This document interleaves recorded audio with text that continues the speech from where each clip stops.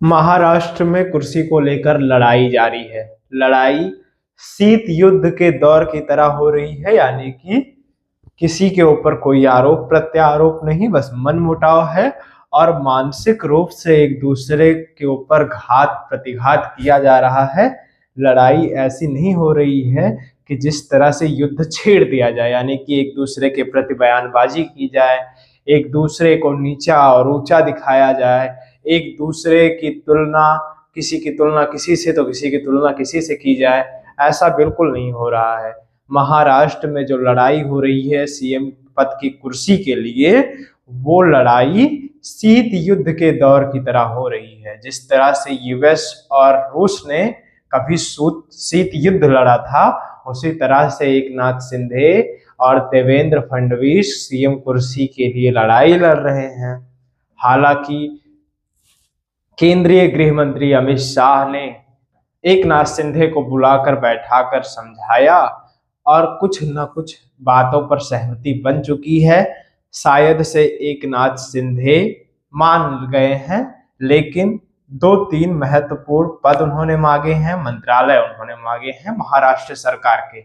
एकनाथ शिंदे वही एकनाथ शिंदे हैं जो कि कभी बाला साहब ठाकरे के घर में ड्राइवर हुआ करते थे, उनके छोटे से सामान्य कार्यकर्ता हुआ करते थे, और राज ठाकरे और उद्धव ठाकरे की लड़ाई के बीच में बाला साहब ठाकरे की विरासत पा गए शिंदे गुट के नेता एकनाथ शिंदे, और उसके बाद महाराष्ट्र जैसे राज्य के मुख्यमंत्री भी बन गए। अब फिर से मुख्यमंत्री के दौर में शामिल हैं और बार बार अपनी नाराजगी जाहिर कर रहे हैं। हालांकि ये शीत युद्ध इसलिए कह रहा हूं क्योंकि किसी भी प्रकार का कोई विखंडन नहीं हो सकता है इस गठबंधन में, यानी कि महायुति में किसी भी प्रकार का कोई भी विखंडन की परिस्थिति नहीं बनने वाली है, क्योंकि विखंडन करके जाएंगे ही कहां। भाजपा अकेले इतनी सक्षम है कि वो सरकार बना सकती है। 10-5 सीटों की और जरूरत है भाजपा को, तो कहीं से निर्दलीय विधायकों को खींच लाएगी, किसी पार्टी से खाली करवा लाएगी। 2-4 विधायक खरीदने में क्या जाता है। तो भाजपा का तो सिस्टम स्पष्ट है, लेकिन अब देवेंद्र फडणवीस और शिवसेना के शिंदे गुट की तरफ से जो बयानबाजी तो हो नहीं रही है, तो अंदर मनमुटाव किस तरह से है वो समझिए। शिंदे ने अमित शाह से मुलाकात की और उसके बाद एक फोटो देवेंद्र फडणवीस ने सोशल साइट्स पर अपलोड की। सोशल साइट्स पे उस फोटो में एकनाथ शिंदे का चेहरा जैसे लग रहा है कि कोई इनकी नींद उड़ा ले गया है, चेहरे का होश उड़ा हुआ है, और देवेंद्र फडणवीस मुस्कुरा रहे हैं गुलदस्ता लेकर। ये फोटो तो एक तरफ हो गई, और एक फोटो क्या क्या कह सकती है उसकी तुलना, उसका अवलोकन आपसे बेहतर कोई नहीं कर सकता है। एक फोटो देखकर ये निर्धारित किया जा सकता है कि 10,000 शब्द इसने बोल दिया होगा, तब ये मामला सामने आया है। अब शिंदे मांग क्या क्या रहे हैं, शिंदे किस पर सहमति को तैयार हैं। शिंदे मांग रहे हैं महाराष्ट्र सरकार का गृह मंत्रालय और वित्त मंत्रालय, और ये दोनों प्रमुख पद एकनाथ शिंदे मांग रहे हैं अपनी पार्टी के लिए, और प्लस एक उप मुख्यमंत्री का पद। 3-3 पद शिंदे लेना चाहते हैं।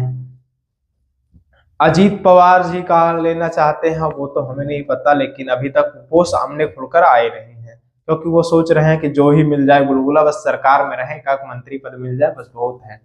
हालांकि उनको मुख्यमंत्री बनाने जाने की आशंका जताई जा रही है। अब देवेंद्र फडणवीस का सीएम पद तय माना जा रहा है, इसमें कोई कलह नहीं है, लेकिन एक उप मुख्यमंत्री मराठा समाज का लाया जा सकता है, इसमें भी कोई आशंका नहीं है। ये भी अंदर खाने चर्चा चल रही है। बीजेपी आरएसएस ने देवेंद्र फडणवीस का नाम तो पूरी तरह से तय कर लिया है मुख्यमंत्री पद के लिए, लगभग तय ही माना जा रहा है।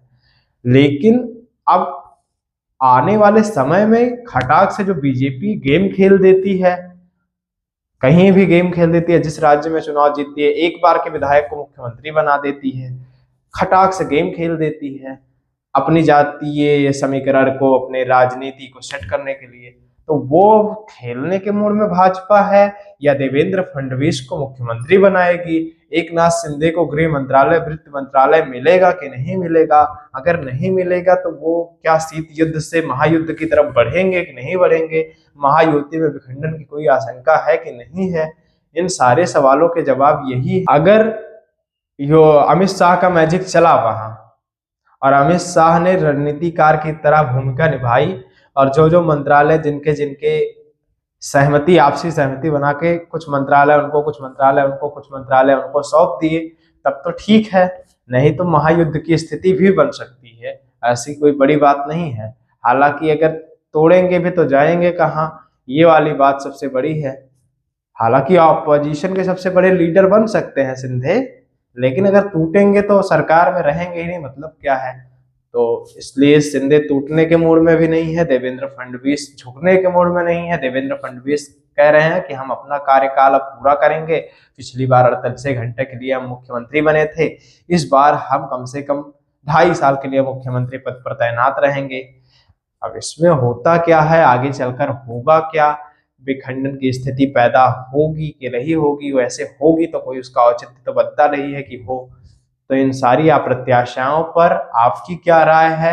महाराष्ट्र में मुख्यमंत्री कौन बनना चाहिए, देवेंद्र फडणवीस या एकनाथ शिंदे या अजीत पवार गुट का कोई नेता या मराठा समाज का कोई नेता? आके कोई नया चेहरा बन जाए, कुछ पता नहीं है कौन बनेगा, ये तो अप्रत्याशाएं हैं। बाकी आप इन सारे विषयों पर क्या समझते हैं? अमित शाह ने सही तरह से क्या वहां पर सिस्टम बैठा लिया है, चाणक्य की भूमिका निभाई है? इन सारी अप्रत्याशाओं पर आपके विचार क्या है, अपने राय कमेंट बॉक्स में जरूर दें। आप नेटवर्क भारत देख रहे थे, विनम्रता के साथ हमारा प्रणाम स्वीकार करिए। हम गौरव विनायक हैं।